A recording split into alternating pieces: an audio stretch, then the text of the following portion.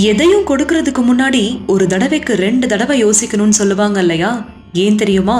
இயலாதவங்களோ இல்லாதவங்களோ நம்ம கிட்ட தானம்னு கேட்டு கொடுக்க முடியலன்னா அந்த பாவம் நம்மள வந்து சேருமா இல்ல நம்ம தலைமுறையினரை சேருமான்னு தெரிஞ்சுக்க வாங்க காணொளிக்குள்ள போகலாம். அப்புறம் என்ன, தொடர்ந்து ஒவ்வொரு புதன்கிழமையும் தமிழ் தேன்லையும் கதைகள் பதிவேற்றம் செய்யப்படும், கேட்டு சுவைக்கலாம் வாங்க. தமிழ் எனும் இன்பத்தேனை சுவைத்திட என் அன்பான வணக்கத்துடன் நம் தமிழ் சொந்தங்களுக்காக இது தமிழ் தேன். பண்டைய காலத்துல ஒரு அழகான இடம் ஒன்று இருந்தது. அந்த இடத்தை பத்தி வர்ணிக்க வார்த்தையே இல்லைன்னு தான் சொல்லணும். வண்ண வண்ண பூக்கள், பசுமையான பூஞ்சோலை, அழகழகான பறவைகள், தெளிந்த நீரோடை, அதுல சில மீன்கள், பக்கத்திலேயே அன்னப்பறவைகள் அப்படின்னு அந்த இடம் பார்க்க அவ்வளோ ரம்மியமா இருந்தது. அந்த இடத்தை தான் இலவந்திகை அப்படின்னு சொல்லுவாங்க. இந்த இலவந்திகையை தான் அந்த காலத்துல மன்னர்கள் எல்லாம் அவங்களுடைய அரண்மனைக்கு பக்கத்திலேயே உருவாக்கிக்குவாங்க.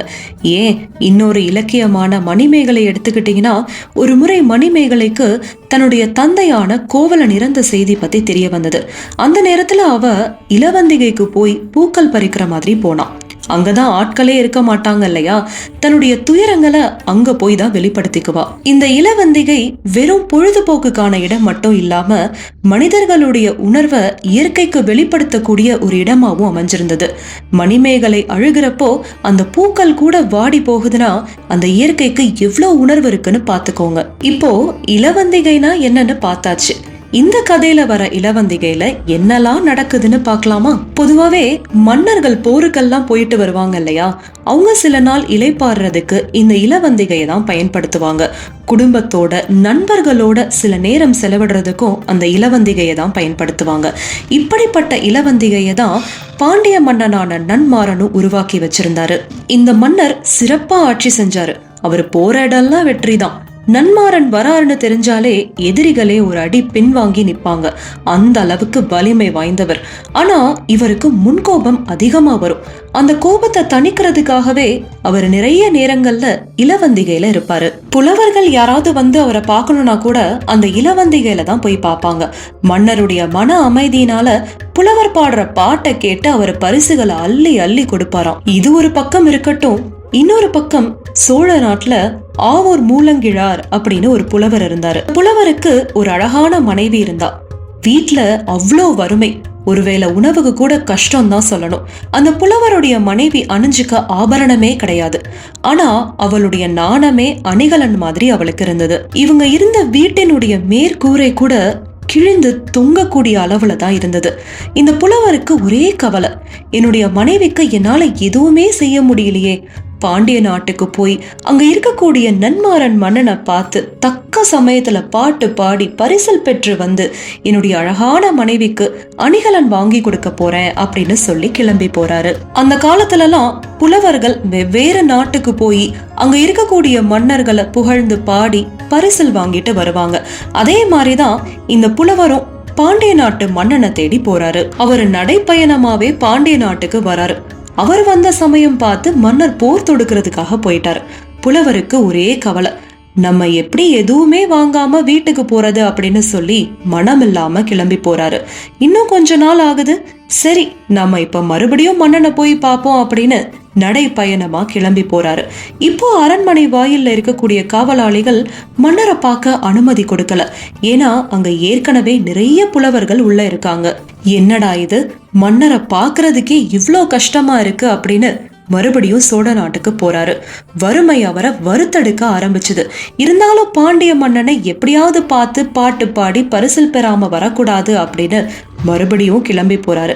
இந்த முறை மன்னர் இலவந்திகையில இருந்தாரு. வேற யாரும் மன்னரை பாக்குறதுக்கு வரல. அதனால காவலாளி உடனே புலவருக்கு அனுமதி கொடுத்துட்டான். புலவரும் ரொம்ப சந்தோஷமா மன்னரை பாக்குறதுக்கு உள்ள போறாரு.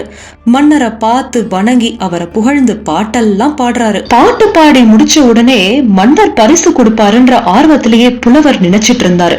ஆனா மன்னர் சொல்றாரு, இன்னைக்கு போயிட்டு நாளைக்கு வா, நான் உனக்கு பரிசு கொடுக்கறேன்னு. மன்னர் அப்படி சொன்னதுக்கு அப்புறமா புலவரால என்ன பண்ண முடியும்? அவரும் கிளம்பி போறாரு. பாண்டிய நாட்டிலேயே ஒரு ஓரமா தங்கிட்டு மறுபடியும் மறுநாள் காலையில வந்து மன்னரை சந்திக்கிறாரு. அப்பையும் இன்னைக்கு போயிட்டு நாளைக்கு வா அப்படின்னு சொல்லிட்டாரு. இப்படியே ஒரு நாள் 2 நாள் இல்லைங்க, பல நாள் இப்படி நடந்தது. புலவருக்கு ஒரு கட்டத்துல சோதனை தாங்க முடியல. அங்க இருக்கக்கூடிய அமைச்சர்கிட்ட கேட்கவும் அமைச்சர் சொல்றாரு, கஜானா காலியா இருக்கு, அதனாலதான் மன்னர் இப்படி சொல்றாரு புலவரே அப்படின்னு சொல்றாரு. இது ஒரு பக்கம் இருக்க, மன்னருக்கு என்ன நினைப்புனா, கஜானால இருக்கக்கூடிய சில பரிசுகளை வேற எதுக்காவது பயன்படுத்திக்கலாம், புலவருக்கு இன்னொரு நாள் ஏதாவது கொடுத்துக்கலாம் அப்படின்ற எண்ணம் அவருக்கு. புலவருக்கு இது சரியா படல. மறுபடியும் ஒரு நாள் மன்னர் மேல் மாடத்துல நிக்கும் போது அவரு கண்ணுல தெரியற மாதிரி இந்த புலவர் அரண்மனையுடைய வாயில்ல நின்னு ஒரு பாட்டு பாடுறாரு. அது என்னன்னா, ஒள்ளுவது ஒள்ளும் என்றலும் யாவர்க்கும் உள்ளாது இல்லென மறுத்தலும் இரண்டும் ஆழ்வினை மருங்கின் கேண்மை பாலே அப்படின்ற பாடலை பாடுறாரு. இந்த பாடலுடைய அர்த்தம் என்ன தெரியுமா? உன்னால முடியும்னா முடியும்னு சொல்லணும், முடியலன்னா முடியலன்னு சொல்லிடணும். அதை விட்டுட்டு முடியாதுன்றத முடியும்னு சொல்லி முடியும்ன்றத முடியாதுன்னு சொல்லிதான் இப்படி உதவி கேட்டு வந்து அவங்கள கஷ்டப்படுத்துறது அவ்வளவு நல்லது கிடையாது. உன்னுடைய புகழ்தான் மங்கி போகும். எல்லாம் முடிஞ்சிருச்சு, இனி காத்திருக்கிறதுல எந்த பிரயோஜனமும் இல்ல. உன்னுடைய குழந்தைகள் நல்லா வாழட்டும் அப்படின்னு சொல்றாரு. இது வஞ்ச புகழ்ச்சி அணியா சொல்லிட்டு, நான் இனிமே வெயில்ல நொந்து போக போறதும் கிடையாது, பனியில படுத்து தூங்க போறதும் கிடையாது. சோழ நாட்டுல நாணத்தை தவிர வேற எதையுமே அணிகலனா இல்லாம என்னுடைய மனைவி எனக்காக காத்துட்டு இருக்கா, அவளை பாக்குறதுக்காக நான் போறேன், நீ நீடூடி வாழ்க அப்படின்னு சொல்லிட்டு போறாரு. நீடூடி வாழ்க அப்படின்றது நீ நீடூடி வாழ மாட்ட அப்படின்னு தான் சாபம் கொடுத்துட்டு போனாரு. இதை எல்லாத்தையும் மாடத்துல இருந்து கேட்டுட்டு இருந்த மன்னருக்கு பேரதிர்ச்சியா இருந்தது.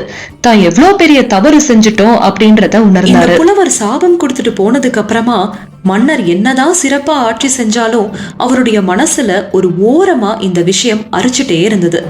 காலங்கள் உருண்டோடுது, அவர் முதுமைக்கும் வந்துட்டாரு. என்னதான் காலங்கள் போனாலும் அவர் மனசுல இருந்த பாரம் மட்டும் போகவே இல்லை. அவர் அதுக்கப்புறம் அந்த புலவரை கூப்பிட்டு பரிசு கொடுக்கணும்னு நினைச்சா கூட அந்த புலவர் வாங்கிக்குவாரா அப்படின்ற தயக்கம் அவருக்கு இருந்துட்டே இருந்தது. ஒரு நாள் அவர் இளவந்திகையில அமர்ந்திருக்கும் போது அங்கேயே தன்னுடைய உயிரை விட்டாரு. அதுக்கப்புறம் தான் இவருடைய பெயர் பாண்டியன் இளவந்திகை பள்ளி துஞ்சிய நன்மாறன் அப்படின்ற பெயர் அவருக்கு வந்தது. மன்னர் இறந்ததுக்கு அப்புறமா அந்த அரசிக்கு ஒரு நினைப்பு, தானம் பண்றேன்னு சொல்லிட்டு பண்ணாம அதையே நினைச்சிட்டு இருந்துட்டாரு. இது பெரிய பாவம் இல்லையா? அந்த புலவர் வேற உன்னுடைய பிள்ளைகள் நீடூடி வாழ்க அப்படின்னு வேற சொல்லிட்டாரு. நம்மளுடைய தலைமுறையினரை பாதிச்சிடக்கூடாது அப்படின்றதுக்காக அவங்களே அந்த புலவரை கூப்பிட்டு பரிசல்களை கொடுத்து மனதார அனுப்பி வச்சாங்க. பாத்தீங்களா, கொடுக்கிற வாக்கா இருக்கட்டும், பொருளா இருக்கட்டும், தானமா இருக்கட்டும், நம்ம பண்றேன்னு சொன்னதுக்கு அப்புறமா கண்டிப்பா பண்ணிடணும். அப்படி நம்மளால முடியலன்னு அந்த இடத்துலயே சொல்லிடணும். வச்சுக்கிட்டு இல்லைன்னு சொல்றதும் இல்லாததை இருக்குன்னு சொல்றதும் பெரிய பாவத்தை கொண்டு வந்து சேர்க்கும்.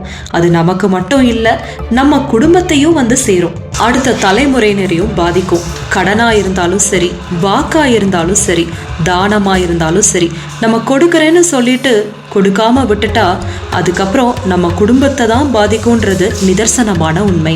இந்த கதை உங்க எல்லாருக்கும் பிடிச்சிருக்கும் நிச்சயமா நம்புறேன். இத்துடன் இந்த காணொளி இனிதே நிறைவு பெறுகிறது. மீண்டும் மற்றொரு காணொளியில் தமிழ் தேனை சுவைப்போமா? நன்றி, வணக்கம்.